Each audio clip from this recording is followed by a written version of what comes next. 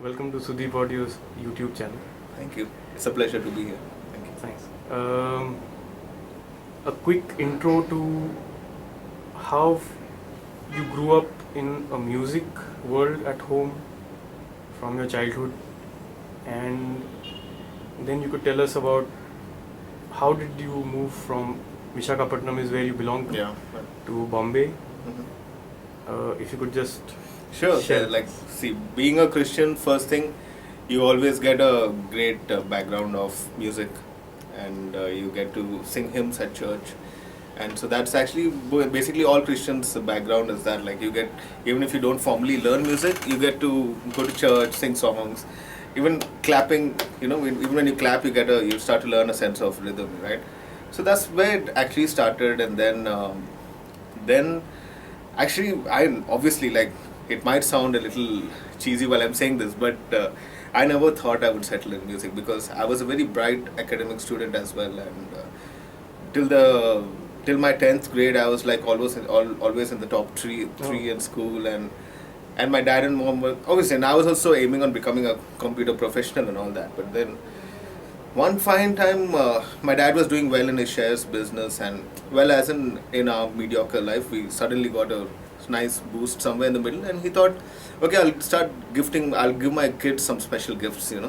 So that year he bought me a bike, and he bought my younger sister a cycle, and then he gifted my older sister a keyboard, a Yamaha PSR 520, and that changed my sister. Actually, she was quite excited when the keyboard came in, and she learned like 2 songs, and then she left it aside. She was not really that keen on it.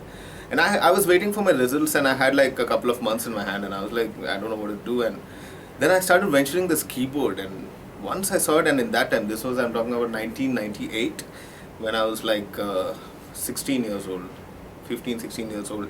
And then at that age, for me, it was like, wow, what is this? They are like internal beats, and then there are sounds, and a PSR 520 in those days were like, it was a rich sounding keyboard, and wow. And that's when I started venturing, as in I didn't really get to go to school much. I used to practice like 8 hours a day, but then I had friends like my brother-in-law. Then he was also connected to my family, and so he was a guitarist, and he came to my home. He started saying, oh yeah, you're interested in keyboard, so here are the basics. These are the keys. This is C, D, E, F. These are chord families and all. And So your brother-in-law taught you? yeah, he gave me a good name? basic. His name is Arun Kumar. He's now working with me as well as a guitarist and my co-producer as well. So that's where it all took off, and from there it was. What happened to your college education?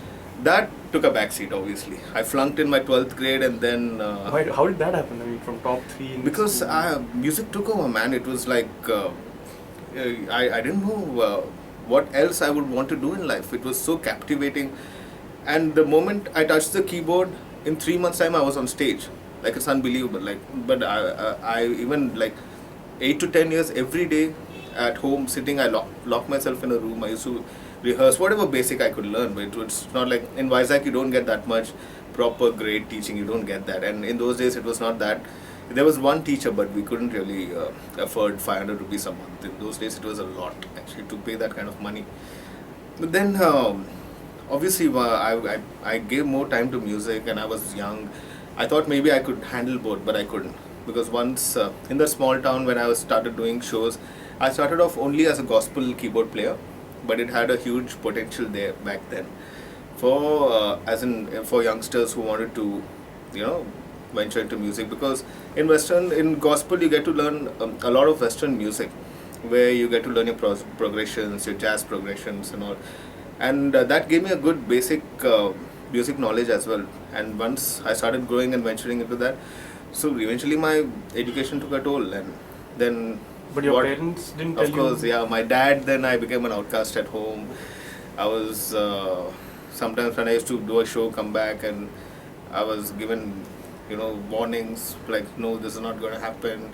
And my dad told, I'll sell away the keyboard, if you do this, you can't, But then, how did I you guess take it? I mean, it was horrible, obviously. It was terrible, because I believed in my passion, but after a point, in say 2 years' time, my dad also, he took a seat beside me, and he said, John, whatever you want to do, just do it, I'll stand by you.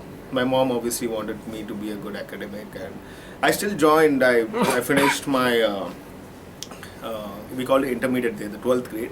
I finished that. I got a seat at the to do BCA in a college, Bachelor of Computer Applications, and but then I was really not. I was not keen on it. I didn't know what to do. My parents were like, obviously I can't say no. I was the only son in my house. I had 2 girls, and then eventually I have to bring the bread and butter home, right? So they were like, music has no, you can't, No future. especially in Vizag, in a place like Vizag, you can't really make any sort of money. I used to play for maybe a marriage and come back and get like, in early 2000s, I used to get like 500 to 600 rupees, so that's it, yeah. Which is like nothing. Like, it was not even for my petrol kharcha in those days also, but I stuck to it. And then in one of the shows, a music director called Ashirwad Luke, who is very big time over there in Andhra, in the gospel section, recording section, and he's a well-to-do person, so he had the availability of best of gear. He had another family business as well, so he used to buy a lot of gear, and he made a great studio in those days. Like, he had an O2R mixer, he had the works, he had Motus, he had Korg keyboards, Alice's, everything, he had the works. And then he saw me perform on stage one day. He just came up to me, said, John, are you interested in music production? And in those days, music programming was like whatever I could do in the 3 or 4 tracks I had in my PSR 520, I used to still try and manage. But I never knew you could make a life out of it, So he came up to me and said, why don't you try? I said, okay, sure. Like, such great a personality just calling me to his studio. And he called me, he showed me that MC50. I know most of my colleagues now also have been working on that. It's a small sequencer. He called me, he said, this is a sequencer. I said, what does it do? He said, then he showed me. He himself he's done projects like Rockford and the initial 2-3 movies of Nagresh Kuknur. He's the music director for that. So at that time he was working, and he showed me this MC50. He had a Korg Trinity keyboard, and he said, man, these are the sounds and this is sequencer. You get the sounds and put it into this, and you sequence your song, and that's how you learn sequencing. And the first day he taught me, I learned the basics. I learned how to do it, handle it. The 4th day he gave me a song to program, and I was like, man, are you kidding? He said, no, you got the knack, do it. I did it, and apparently it turned out well. Like, it was not awesome in those days, but whatever I could do, it was nice. He said, in 4 days, if you could do this, what can you do if you have a life out of it? Then I was the first ever musician he ever hired on a monthly basis with him. So he kept me with him, and we started. Yeah, in Vizag. He used to give me, in those days, a salary of 2,000 rupees, which was a lot. Like, for me, it was like, wow. Matlab, शादी वाजी में बजाता था. I used to play in shadis, but those are like once in a month, and most of the gospel things are like free. They give you your petrol money and that's it. But this was like nice, 2,000 bucks a month and all. And then one day he just called my dad. He called him to the studio, and even my dad respected. Obviously, everyone respected that person in that area at that point.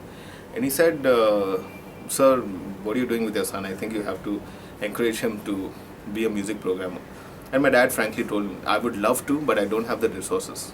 I don't have the finances. And but then he said, you know what, I'll help John initially if he wants some gear, if he wants a keyboard, if he wants a sequencer.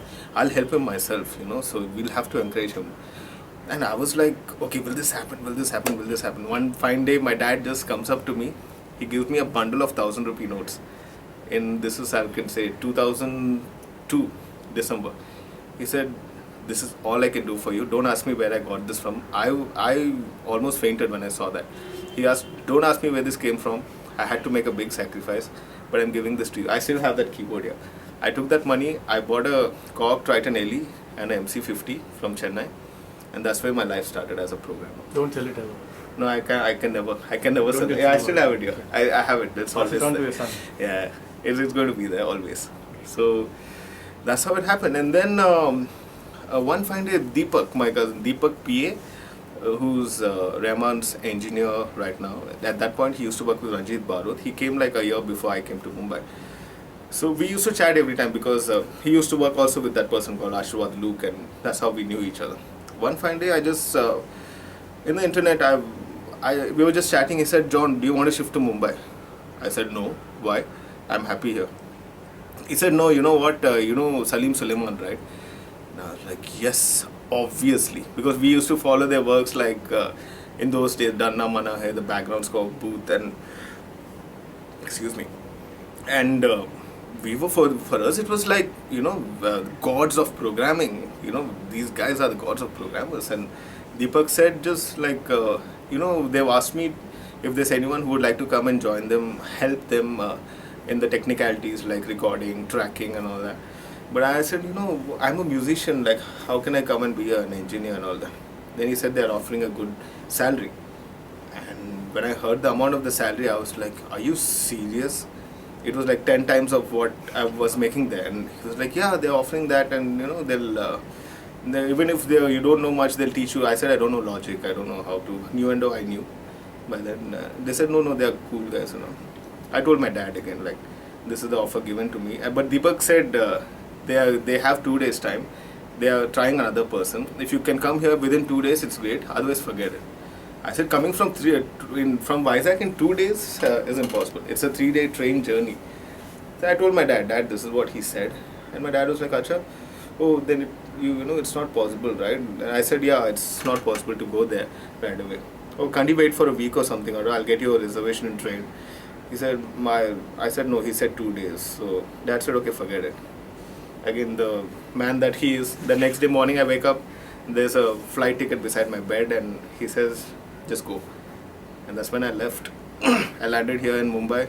I used to stay in YMCA in Kolaba, and then the first time I met Salim Sulaiman, they were with in their studio in Khar, a small place. And the day I walked in, it was like I walked into Disneyland, man. It was like, wow, this can't be happening. But then, that's how it started. The first project they taught me how to track.